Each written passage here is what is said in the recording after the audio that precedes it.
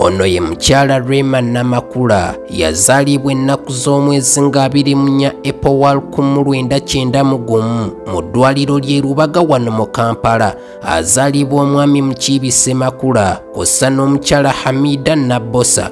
Yasomera ku masomero kuli Kitante Primary School gyeyava okwegatta ku ssomero lya St. Bali ku Ddembe Senior Secondary School.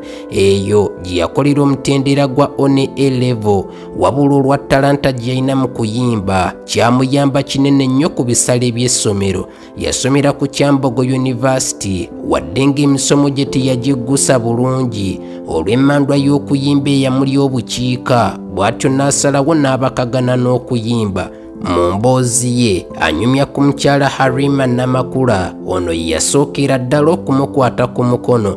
Rema yatandika akola nga backup vocalist oba muyita omuyimbi aliikiriza omulala mu biseera nga Rema Namakula akyayimba.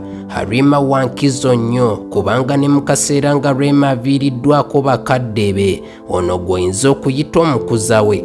Rema ng'annyusa okuyimba, Rema yeegatta ku kibiina kya Gagamel nga kino kikulemberwa omuyimbi Bebe. Eyo nayo yakola nga backup vocalist okutuuka lwe baayawukana. Okwawukana kwabwe kwaliwo mu mwaka gwa 2013.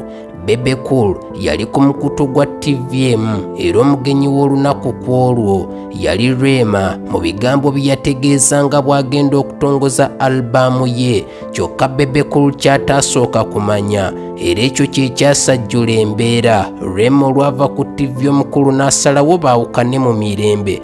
Omwaka ogwo Rema yakuba ennyimba eziwerako omwali n'olumanyiddwa ng'Oli Wange nga luno lwawandiikibwa omuyimbi Nis Henry. Ne gye buli eno Rema ayimbye ennyimba ezitabalika, ekimufudde omu ku bayimbi ab'enkizo mu nsi yonna.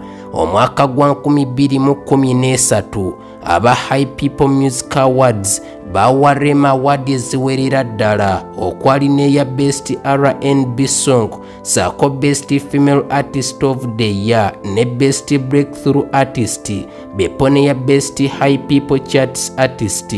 Era okuva olwo Rema yawangula award z'otayinza na kubala. Omwaka 2019 baakuba embaga makeke ye ne Dr. Hamza Ssebunya.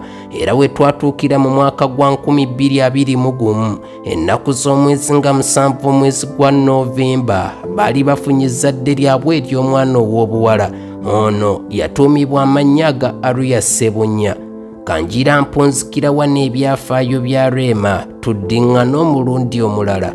Nkubira ku nnamba yange ey'essimu erabikira ku katambi kano wenna ayagala okulanga bizinensi yo.